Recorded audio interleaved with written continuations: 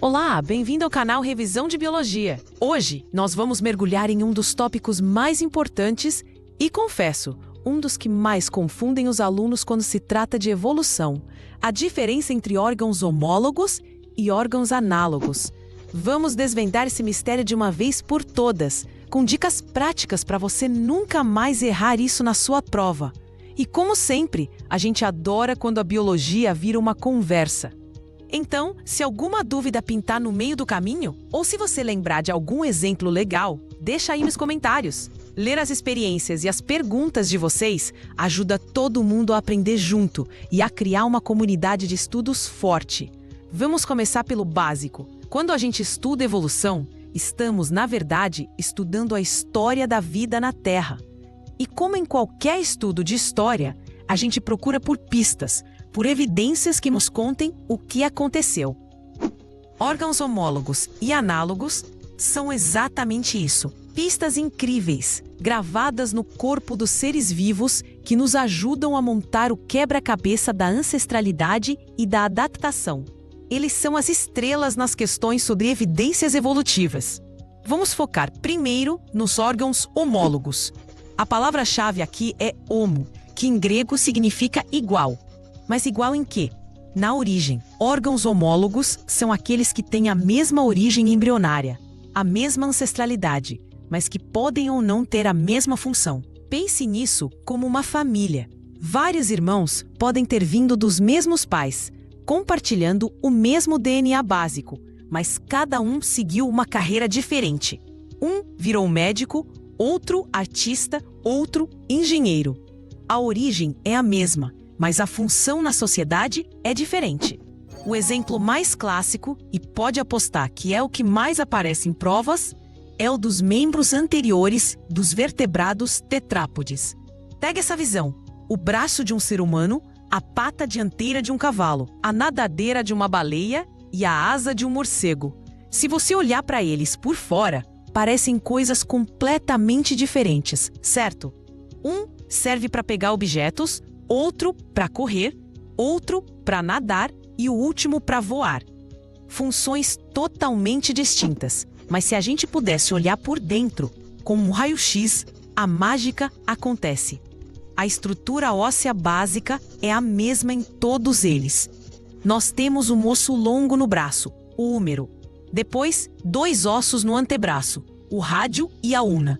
Em seguida, ossos menores no pulso, os carpos. Depois, os ossos da mão, os metacarpos e, finalmente, os ossos dos dedos, as falanges. Essa mesma sequência, esse mesmo projeto arquitetônico aparece em todos esses animais. No ser humano, esses ossos estão arranjados para permitir a manipulação fina. No cavalo, muitos desses ossos se fundiram e se alongaram para formar uma estrutura forte, adaptada para suportar o peso e o impacto da corrida. Na baleia, os ossos se encurtaram e se achataram, formando uma nadadeira rígida e eficiente para o deslocamento na água. E no morcego, os ossos dos dedos, as falanges, são absurdamente longos e finos, com uma membrana de pele esticada entre eles, formando a asa. O que essa semelhança estrutural, escondida sob aparências tão diferentes, nos diz? Ela grita pra gente que todos esses animais, o humano, o cavalo, a baleia e o morcego, compartilham um ancestral comum, lá no passado, que já possuía esse membro com essa estrutura óssea básica. A partir desse ancestral, seus descendentes se espalharam por diferentes ambientes e foram sofrendo pressões seletivas distintas. Esse processo é o que chamamos de evolução divergente ou irradiação adaptativa. Pense numa árvore. Há um tronco comum, o ancestral. A partir dele, vários galhos crescem em direções diferentes. Cada galho representa uma linhagem que se adaptou a um novo modo de vida. O projeto do membro foi sendo modificado, otimizado para cada nova função, mas a base, a herança do ancestral, permaneceu. Por isso, a homologia é uma das evidências mais fortes de parentesco evolutivo. Quando você encontra estruturas homólogas, você está olhando para um retrato de família. Uma dica de prova: a questão pode não te dar o exemplo óbvio do braço humano. Eles podem comparar, por exemplo, as nadadeiras peitorais de um golfinho com as asas de um pinguim. Ambos são tetrápodes modificados. A nadadeira do golfinho tem a estrutura óssea básica que falamos, adaptada para nadar. A asa do pinguim, embora usada para voar debaixo d'água, também tem a mesma origem e os mesmos ossos, apenas adaptados de forma diferente. Então, sim, são órgãos homólogos. A chave é sempre pensar: qual a origem embrionária e a estrutura interna? Agora, vamos virar a moeda e falar dos órgãos análogos. Aqui, a palavra-chave é análogo, que vem de analogia, uma comparação baseada na função. Órgãos análogos são o oposto dos homólogos. Eles têm origens embrionárias e estruturas internas completamente diferentes, mas desempenham a mesma função. Pense em ferramentas, um garfo e um hashi, os pauzinhos japoneses. Ambos servem para a mesma coisa, levar comida à boca. Mas a origem, o design, o material, a forma como são construídos, tudo é diferente. Eles são funcionalmente análogos. Na biologia, o exemplo matador, que também vive caindo em prova, são as asas. Já vimos que a asa do morcego é um membro anterior modificado, cheio de ossos. Agora, compare ela com a asa de uma borboleta. A asa da borboleta não tem ossos. É uma estrutura finíssima, formada por quitina, que é uma expansão do esqueleto externo do inseto. A origem é completamente diferente. Uma vem de um ancestral vertebrado, a outra de um ancestral artrópode. Não poderiam ser mais distantes na árvore da vida. E se a gente adicionar a asa de uma ave na conversa? A asa da ave, assim como a do morcego, é um membro anterior modificado. Então, sim, a asa da ave e a asa do morcego são homólogas entre si, pois ambas vêm daquele mesmo ancestral tetrápode. Mas quando comparamos a asa da ave com a asa da borboleta, a história muda. Origens totalmente distintas, estruturas internas que não têm nada a ver uma com a outra. Mas a função é a mesma: voar. Portanto, a asa da ave e a asa da borboleta são órgãos análogos. O que esse fenômeno nos conta sobre evolução? Ele nos mostra o poder da seleção natural. O voo é uma vantagem adaptativa incrível. Permite escapar de predadores, buscar comida em lugares novos, migrar longas distâncias. Então, em diferentes momentos da história da vida e em linhagens completamente separadas, a pressão seletiva para desenvolver a capacidade de voar foi tão forte que a evolução encontrou soluções para esse problema de forma independente. Esse processo é chamado de evolução convergente ou convergência adaptativa. Convergir significa ir para o mesmo ponto. Linhagens que não tinham nada a ver uma com a outra acabaram desenvolvendo características semelhantes porque estavam sujeitas a pressões ambientais semelhantes. É como se a natureza dissesse: para viver nesse ambiente, seria ótimo se você pudesse voar. E grupos diferentes, como os insetos e os vertebrados, inventaram suas próprias asas, cada um com as ferramentas que tinha à disposição. Outro exemplo fantástico de convergência adaptativa é a forma do corpo de animais aquáticos que nadam rapidamente. Pense num tubarão, que é um peixe cartilaginoso. Agora pense num golfinho, que é um mamífero. E para completar, pense no ictiossauro, um réptil marinho que viveu na época dos dinossauros. Os três não são parentes próximos. Um é peixe, outro é mamífero, outro é réptil.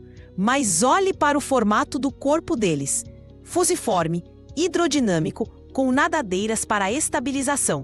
Eles convergiram para essa forma corporal porque ela é a mais eficiente para se mover na água com o mínimo de arrasto. A forma do corpo deles é, portanto, análoga. Calma! Eu sei que parece um trava-línguas no começo. Homólogo, análogo, divergente, convergente. Respira fundo. Vamos criar um macete para você nunca mais esquecer. Para homólogos, lembre-se de home, que significa casa, lar.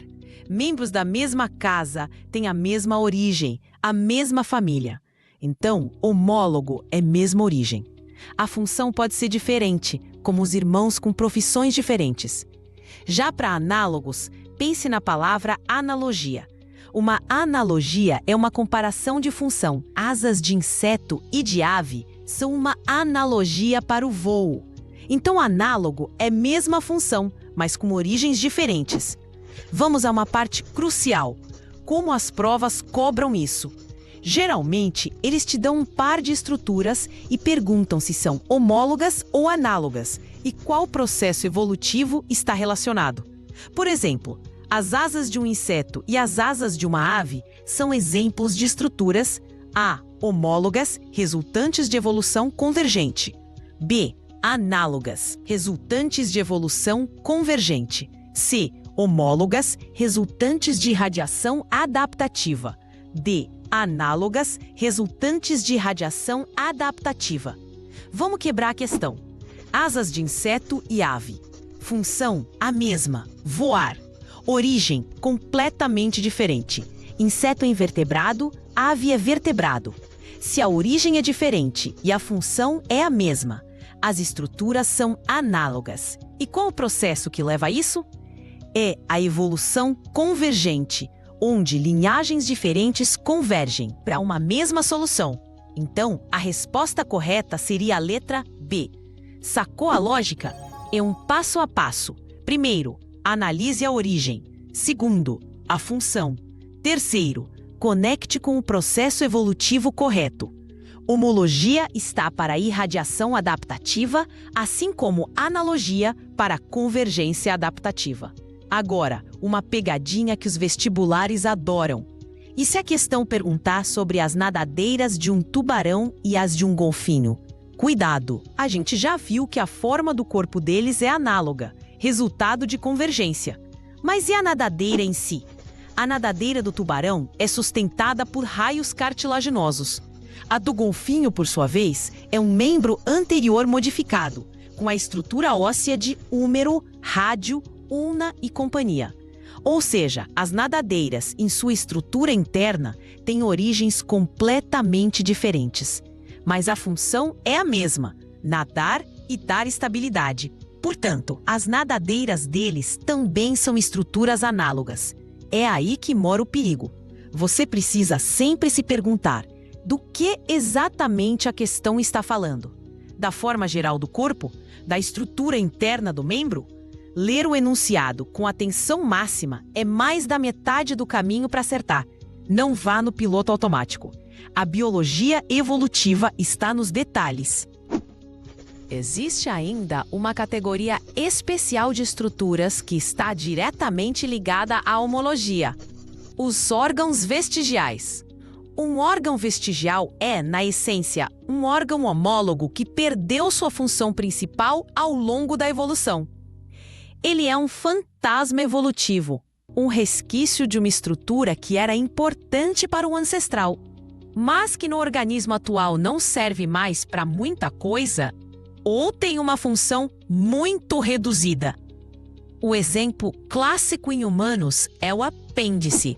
Em muitos mamíferos herbívoros, existe uma estrutura chamada ceco, que é uma bolsa grande no início do intestino grosso, cheia de bactérias que ajudam a digerir celulose. Nossos ancestrais, que tinham uma dieta muito mais rica em plantas, provavelmente tinham um ceco funcional. Com a mudança na nossa dieta, ele foi se reduzindo, e o que sobrou foi o apêndice. Essa pequena estrutura que hoje é mais famosa por inflamar e causar apendicite do que por qualquer outra coisa. O apêndice é homólogo ao ceco funcional de outros mamíferos, mas em nós ele é vestigial. Outro exemplo incrível são os ossos pélvicos em algumas espécies de baleias e serpentes. Por que raios um animal que não tem pernas como uma baleia teria ossos da bacia, soltos, flutuando na musculatura do corpo?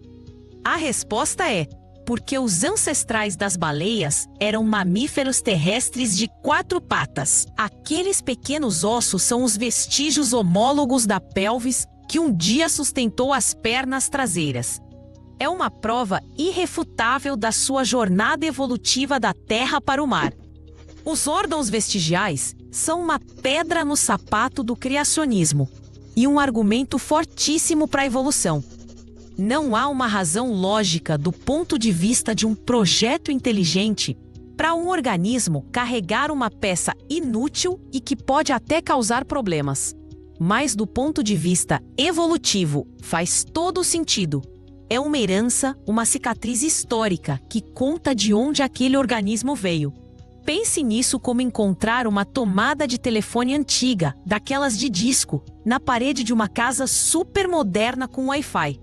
Aquela tomada é vestigial. Ela mostra que um dia a tecnologia de comunicação daquela casa foi diferente. Nas provas, textões sobre órgãos vestigiais geralmente os associam à homologia e à ancestralidade comum. Eles podem te perguntar, por exemplo, o que a presença de ossos pélvicos em baleias indica. A resposta correta sempre vai apontar para um ancestral terrestre e para a evidência de evolução. Para solidificar ainda mais, vamos expandir nossos exemplos. Pense nas plantas. Sim, plantas também têm estruturas homólogas e análogas. Os espinhos de um cacto e as gavinhas de uma ervilha são estruturas homólogas. Parece estranho, né? Um espeta e o outro se enrola, mas ambos são folhas modificadas. A origem é a mesma, uma folha primordial. No cacto, a pressão seletiva do ambiente desértico favoreceu a redução da superfície da folha para evitar a perda de água, transformando-a num espinho de defesa. Na ervilha, a necessidade de se apoiar para buscar a luz solar modificou a folha numa gavinha. Mesma origem, funções diferentes. Homologia pura, resultado de irradiação adaptativa. E um exemplo de analogia em plantas? Os espinhos de uma roseira e os espinhos de um cacto. Já vimos que o espinho do cacto é uma folha modificada. O espinho da roseira, no entanto, é uma projeção do caule, uma estrutura epidérmica chamada acúleo. As origens são completamente diferentes. Um é folha, outro é caule. Mas a função é a mesma: defesa contra herbívoros. Portanto, são estruturas análogas, resultado de evolução convergente. Agora, quero levar essa discussão para um nível mais profundo que tem aparecido em vestibulares mais modernos: a homologia molecular. Até agora, falamos de estruturas que podemos ver, de ossos e asas. Mas a homologia também existe no nível do DNA e das proteínas. 2 espécies podem ter genes homólogos, ou seja, genes que derivam de um mesmo gene ancestral. Por exemplo, o gene que codifica a proteína hemoglobina, que transporta oxigênio no nosso sangue. Humanos têm esse gene, chimpanzés têm esse gene, cachorros, galinhas, peixes, todos têm. E quando comparamos a sequência de DNA desses genes, vemos que são muito parecidos. A hemoglobina humana e a do chimpanzé são quase idênticas. A nossa e a de um cachorro já são um pouco mais diferentes. A nossa e a de um peixe, mais diferentes ainda. O que isso significa? Que o grau de semelhança molecular reflete o grau de parentesco evolutivo. Quanto mais recente for o nosso ancestral comum com outra espécie, mais parecidos serão nossos genes homólogos.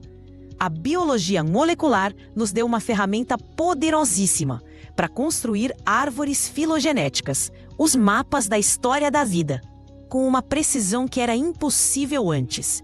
Nós podemos literalmente ler a história da evolução escrita no código genético.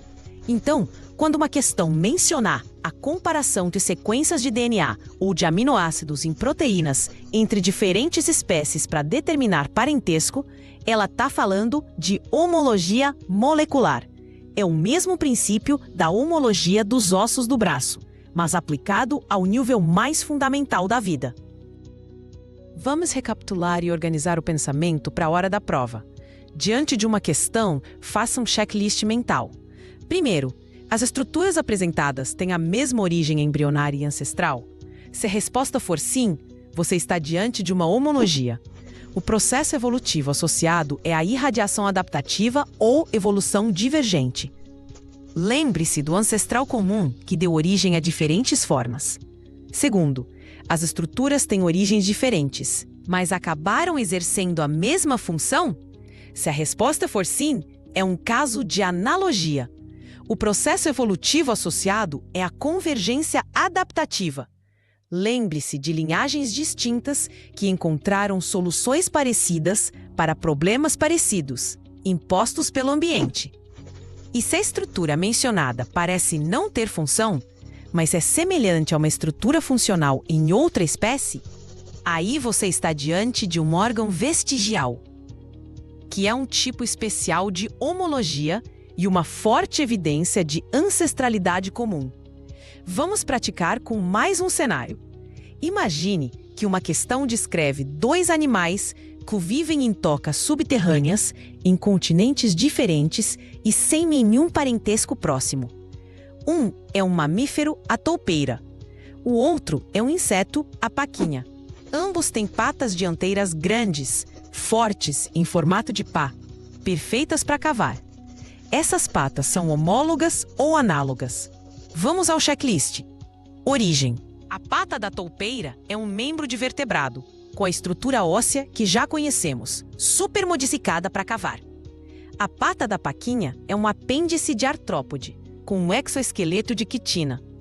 As origens são completamente diferentes. Função: a mesma. Cavar. Conclusão: as patas escavadoras da toupeira e da paquinha são estruturas análogas, resultado de uma evolução convergente para a vida no subsolo. Viu como o método funciona? É fundamental entender que a classificação de algo como homólogo ou análogo depende sempre do ponto de comparação. A asa do morcego e a asa da ave são homólogas, enquanto membros anteriores de tetrápodes, mas são análogas, enquanto estruturas para o voo, quando comparadas com as asas dos insetos. As provas podem jogar com esses diferentes níveis de comparação para testar sua atenção. O estudo da evolução pode parecer abstrato às vezes, mas quando você começa a enxergar essas pistas nos seres vivos, tudo fica mais concreto. Você olha para sua própria mão e vê a história de milhões de anos de evolução. A mesma história compartilhada com a baleia no oceano e o morcego no céu. E quando você vê uma borboleta e um beija-flor visitando a mesma flor, você entende que a natureza, por caminhos diferentes, encontrou a mesma solução brilhante para o desafio de se mover pelo ar. Compreender a diferença entre homologia e analogia não é apenas decorar conceitos. É aprender a pensar como um biólogo evolutivo, a investigar as evidências e a reconstruir a magnífica história da vida. E, claro, é garantir pontos preciosos na sua prova, que podem fazer toda a diferença na sua aprovação. Pratique com exercícios, reveja os exemplos e, o mais importante, use a lógica do checklist. Com isso, não tem como errar.